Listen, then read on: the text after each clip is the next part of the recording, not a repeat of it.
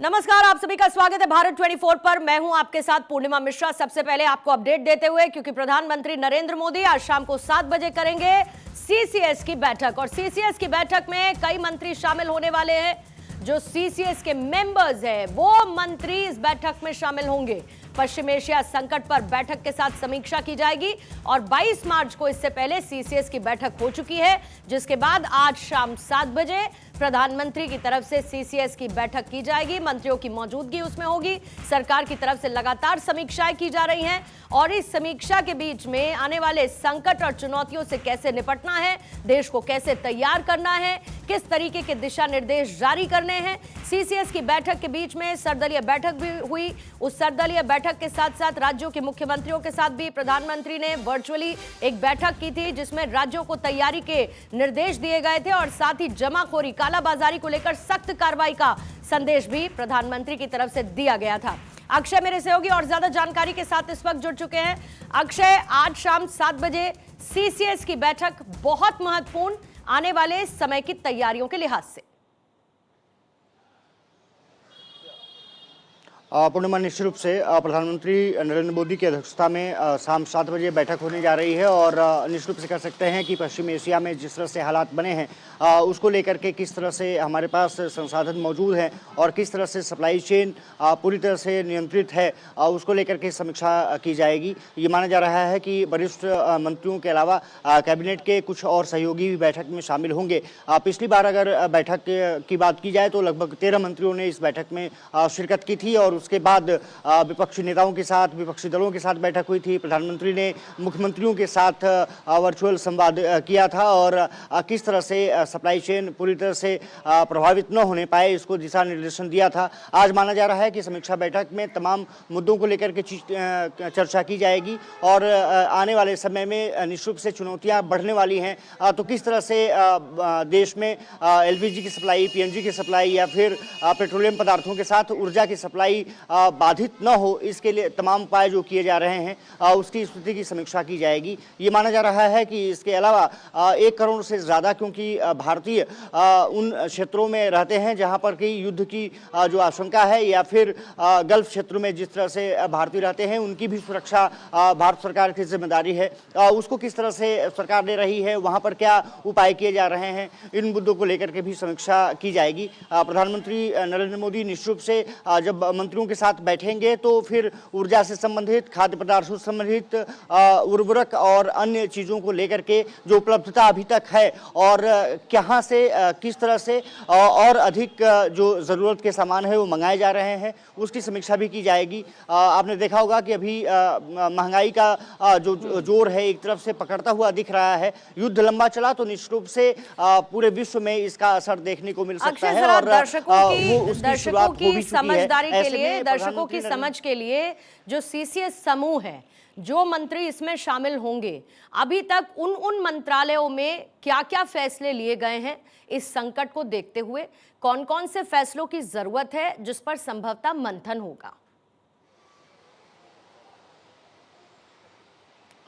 और देखिए, प्रधानमंत्री की बैठक में अगर सीसीएस की बात करें तो उसमें मुख्यतः 5-6 जो सीनियर मंत्री होते हैं वही शामिल होते हैं, क्योंकि ये वैश्विक चुनौती है। तो इस पर माना जा रहा है कि हर क्षेत्र से चर्चा होगी। पेट्रोलियम मंत्री हरदीप पुरी अपना प्रेजेंटेशन देंगे, साथ ही साथ गृह मंत्री अमित शाह सहकारिता और अन्य क्षेत्रों में जो काम किए जा रहे हैं उसको लेकर के अपनी बात रखेंगे। वित्त मंत्री निर्मला सीतारमण जिस तरह से टैक्स कलेक्शन हो रहे हैं और जिस तरह से सप्लाई चेन पूरी देश में चलाई जा रही है उसको लेकर के बात करेंगे। जेपी नड्डा उर्वरक और अन्य चीज़ों को लेकर के किस तरह से किसानों को सुविधाएं दी जा रही हैं, कहाँ उर्वरक हमारे पास उपलब्ध है, कितनी जो टन की उपलब्धता है और कितने सप्लाई की जा रही है, उसको लेकर के अपनी बात रखेंगे। इसके अलावा खाद्य सामग्री को किस तरह से उपलब्धता देश में बनी हुई है उसको लेकर के प्रहलाद जोशी अपनी बात रखते हुए नजर आएंगे। इसके अलावा माना जा रहा है कि शिपयार्ड और अन्य चीज़ों विदेशों से भी, क्योंककि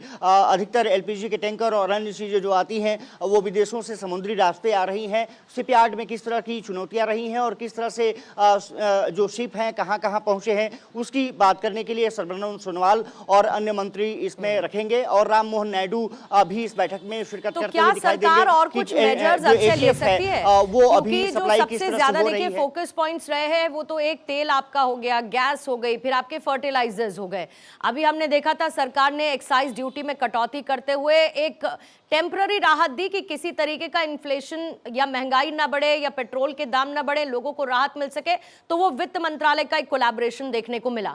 क्या इसे लेकर और फैसले, खासतौर से पेट्रोलियम विभाग या फिर फर्टिलाइजर्स को लेकर आने वाले समय के कुछ स्ट्रिक्ट मेजर्स पर भी सरकार करेगी मंथन?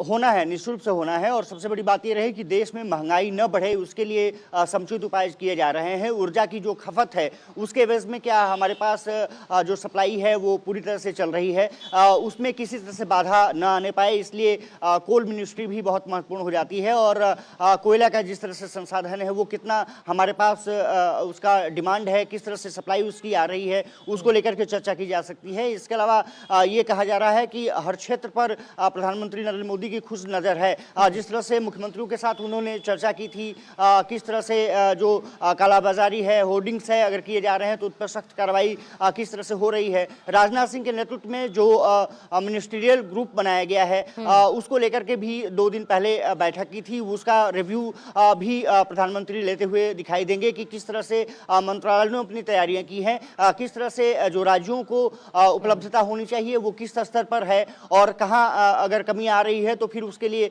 सरकार किस तरह से काम कर रही है। जो बाहर से ऑयल इंपोर्ट्स की बात रही है वो कहां से सप्लाई अभी तक बनी हुई है, क्या स्टेट ऑफ हॉर्मुज के तरफ से जो शिप चले हैं वो क्या हमारे पास पहुंच रहे हैं, अगर इसमें घरेलू मोर्चे पर एक जरूर राहत तभी जो एट द मोमेंट देखने को मिल रही है। एक तो आज ही जीएसटी कलेक्शन को लेकर खबर आई, हमने देखा कि उससे जो हमारा पैसा है वो बचा हुआ है और जो फिस्कल डेफिसिट है उसमें कोई बहुत हमने अप्स एंड डाउन्स नहीं देखे। दूसरा जीडीपी की पर्सपेक्टिव से, फिर तीसरा इन्फ्लेशन के पर्सपेक्टिव से। तो ये जो घरेलू राहत है, मुझे लगता है कि पश्चिम एशिया में फैले संकट के बीच सरकार को देश को एक स्टेबल सिचुएशन में रखने का मौका भी दे रहे हैं, जिसके पीछे सरकार के लगातार और ऑन टाइम लिए गए एफर्ट्स भी हैं।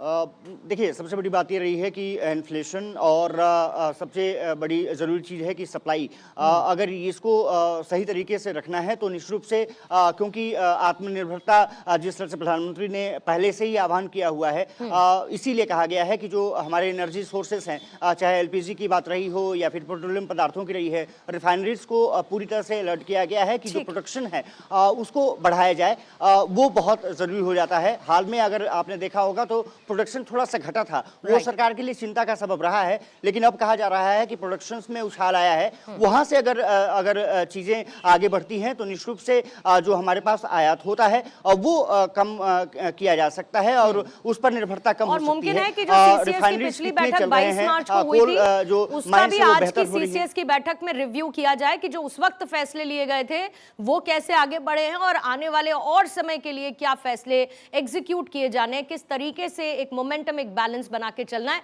इसको लेकर भी आज की बैठक में चर्चा की जाएगी। अक्षय, आपका शुक्रिया जानकारी के लिए।